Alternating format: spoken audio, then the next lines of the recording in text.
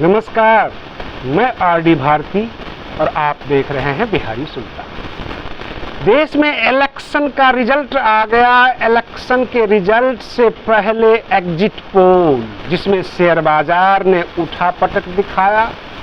करीब 42 लाख करोड़ रुपए का स्वाहा हो। बहुत सारे राजनीतिक दल जो हाशिए पर थे उभर कर सामने आ गए। भाजपा बिल्कुल अपना चुनाव हार गई। अकेली भाजपा 240 पे आके सिमट गई और एनडीए भी कोई खास कमाल नहीं कर पाया। रही बात विपक्ष की, तो विपक्ष भी यह चुनाव जीता नहीं है, हारे हैं सब। लेकिन यहाँ बात करनी होगी बहुजन समाज पार्टी की, जो बिल्कुल जीरो पर आउट हो गई। बहन मायावती जी एक अनुभवी नेता हैं, एक्सपीरियंस है, 4 बार की मुख्यमंत्री रह चुकी हैं। उनको अब तक समझ में आ जाना चाहिए कि चुनावी मैनेजमेंट उनका खराब है। जो चुनावी मैदान में लोग होते हैं, जो चुनाव मैनेज करते हैं, बसपा का खराब प्रदर्शन कर रहे हैं। मैनेजमेंट की उनकी सही जानकारी नहीं है, क्योंकि उत्तर प्रदेश के 80 लोकसभा सीट में अगर 37 पर समाजवादी पार्टी ने चुनाव जीता है तो मैनेजमेंट की वजह से, 33 पर भाजपा आके टिक गई और 16 सीट ऐसे पाए गए हैं जहां कम अंतर से बहुजन समाज पार्टी चुनाव हारी है। अगर इनके मैनेजमेंट थोड़ा भी ठीक होता, थोड़ा भी कार्यकर्ता चुनाव के दिनों में काम कर रहे होते, घर घर पहुंच गए होते, अपने भाइयों से मिल लिए होते, तो आज बहुजन समाज पार्टी के पास 16 सीट होती।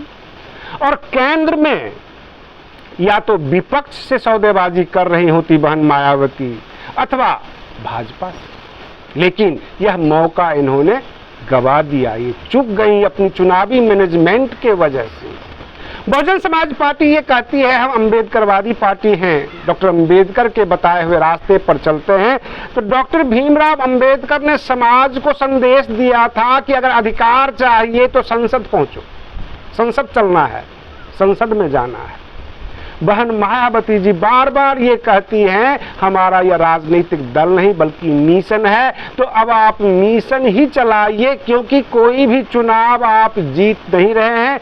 वापस बीएसपी को खत्म करके DS4 बना लीजिए, अथवा बीएसपी एक नाम मात्र की पार्टी अब रह गई, क्योंकि कोई भी विधायक तो बनता नहीं, सांसद बनता नहीं, चुनावी मैनेजमेंट से आपका कोई लेना देना नहीं, बूथ मैनेजमेंट आप तैयार नहीं करना चाहते हैं।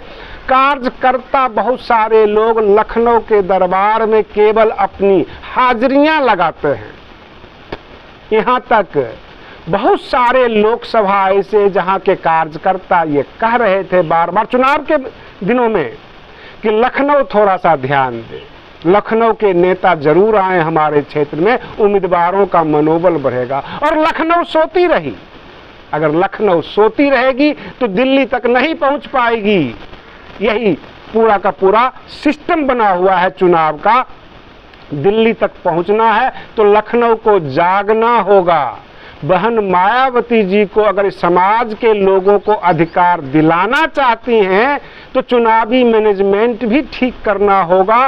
केवल मिशन के नाम पर, संगठन के नाम पर, मान्यवर काशीराम के नाम पर, डॉक्टर अंबेडकर के नाम पर कितना दिन आप इस पार्टी को खींचती रहेंगी। 2022 का चुनाव का परिणाम अच्छा नहीं रहा तो समाज ने आशा लगाया 2024 के लोकसभा चुनाव का। 2024 के लोकसभा चुनाव में जब सीट वाइज समीक्षा की गई तो 16 ऐसे लोकसभा सीट पाए गए जहां पर बहुजन समाज पार्टी कम मार्जिन वोटों से हारी है। इसका मतलब है कि जनाधार तो आपके पास है, मैनेजमेंट आपके पास नहीं है, और मैनेजमेंट के वजह से आप शिकस्त खा रहे हैं। हम लेकर आपको चलते हैं केंद्र की राजनीति में, जहां पर छोटे छोटे दल बड़ी बड़ी पोर्टफोलियो मांग रहे हैं। चंद्रबाबू नायडू स्पीकर बनना चाहते हैं। नीतीश कुमार के पास मात्र 12 सांसद है, 5 मंत्रालय मांग रहे हैं। जीतन राम मांझी का कहना है कि हमें 1 सीट मिला, वो हम सीट जीत गए, तो हमने 100% रिजल्ट दिया है, तो मुझे भी कैबिनेट मंत्री बनाया जाए। कहने का मतलब याद कीजिए 2004 का वह दौर जब अटल बिहारी वाजपेयी जी प्रधानमंत्री होते थे और 2 महिला उनको परेशान करके रखी हुई थी, एक ममता दीदी, दूसरी जयललिता।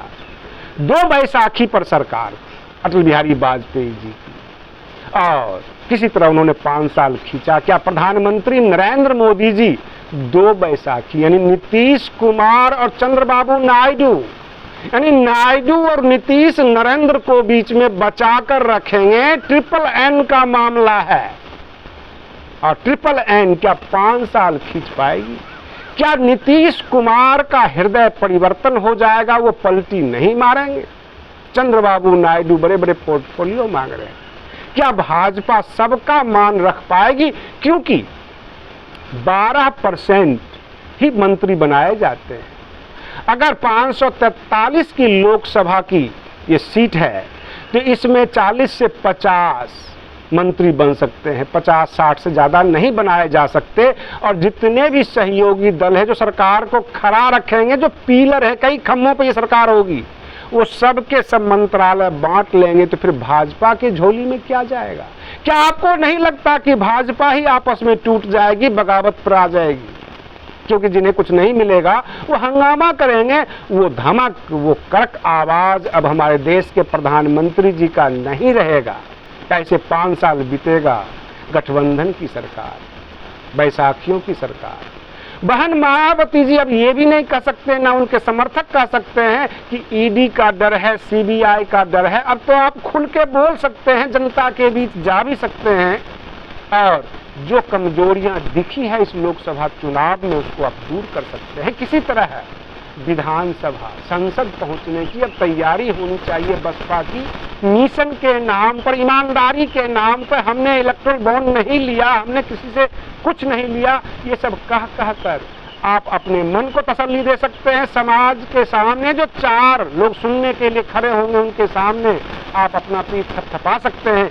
लेकिन चुनावी मैदान में अब बाकी पार्टियां, बाकी नेता बसपा को बहुत छोटा समझेंगे, क्योंकि एक भी सीट नहीं निकाल पाते हैं, 0 पे आउट होते हैं। उत्तर प्रदेश की विधानसभा सीट में 2022 में जो भी मिस्टेक हुआ, नहीं कर पाए परफॉर्म, तो 2024 था, और 2024 में तो अब साफ साफ तस्वीर निकल कर आ रही है सीट वाइज। 16 सीट पर आपकी नादानी, आपकी मैनेजमेंट की कमजोरी, इस वजह से 16 के 16 सीट हारे हैं कम मार्जिन वोट से। इसका मतलब है कि लखनऊ की मैनेजमेंट अब सही नहीं है, अब स्थानीय कार्यकर्ताओं के हाथ में। बसपा को दे दीजिए, समाज इसे संभाले, संसद तक पहुंचाए, विधानसभा तक पहुंचाए। बहन मायावती जी की जो इर्द गिर्द जो मैनेजमेंट है, जो लोग हैं, बहन जी कह के अपना दिन काट रहे हैं, अपना परिवार चला रहे हैं, समाज के और सरकार के बारे में सोचना उनके बस की अब नहीं रही। क्योंकि बूथ मैनेजमेंट कमजोर होती है, तभी जाके कम मार्जिन वोटों से लोग चुनाव हारते हैं। जितना मार्जिन, कम मार्जिन वोट से ये चुनाव हारे हैं, उतना तो नोटा पे बटन दब जाए। तो कहीं न कहीं से बूथ मैनेजमेंट ठीक करना होगा। एक ही सीट, लेकिन चंद्रशेखर आजाद चुनाव जीतकर यह बता दिया कि उनका बूथ मैनेजमेंट अच्छा था, सही था। और जो बाकी दलों का एक सोच था, एक कल्पना था कि बहन मायावती जी का एक विकल्प चाहिए उत्तर प्रदेश में, तो चंद्रशेखर आजाद सांसद बन के विकल्प के रूप में सामने आए हैं। समाज अब दोनों तरफ देखेगा, समय रहते चौकन्ना हो जाइए और अपना बूथ मैनेजमेंट सही कीजिए। यही बसपा के लिए सबसे बड़ी नसीहत है, और हर कोई ये नसीहत दे देगा। बहन मायावती जी की स्ट्रेटजी काफ़ी अच्छी हुआ करती थी, और जब वो अकेले चुनावी मैदान में थी तब भी लोग कह रहे थे गठबंधन में आए। लेकिन अब तो जरूरी यह है कि गठबंधन करें अथवा ना करें, अपना बूथ मैनेजमेंट ठीक कर लें। बसपा फिर से सदन में अच्छे बहुमत में आ जाएगी, विधानसभा में भी अच्छे बहुमत में आ जाएगी। क्योंकि उत्तर प्रदेश के 403 विधानसभा वाली उत्तर प्रदेश में वहाँ पर भी आपका बूथ मैनेजमेंट नहीं है। अगर बूथ मैनेजमेंट भी सही कर लेते हैं तो 2027 के विधानसभा में बहुजन समाज पार्टी जरूर आएगी। क्योंकि यह अनुभव कहता है कि जब जब भाजपा कमजोर होती है, बसपा मजबूत होती है, तो इसका फायदा बसपा को उठाना चाहिए। सारा सर्वे सामने आ चुका है। बहन मायावती जी को समय रहते चौकन्ना हो जाना चाहिए। रही बात ये कि अब की बार है मोल भाव की सरकार। अब की बार ना ईडी की सरकार होगी, ना सीबीआई की सरकार होगी, तो बहन मायावती जी को निर्भीक होकर समाज के सामने अपने क्षेत्र में दौरा करना चाहिए, मेहनत बढ़ा देनी चाहिए। आज के लिए बस इतना ही। आप बने रहिए बिहारी सुल्तान चैनल पर। हम फिर मिलते हैं अगले वीडियो में। तब तक के लिए धन्यवाद।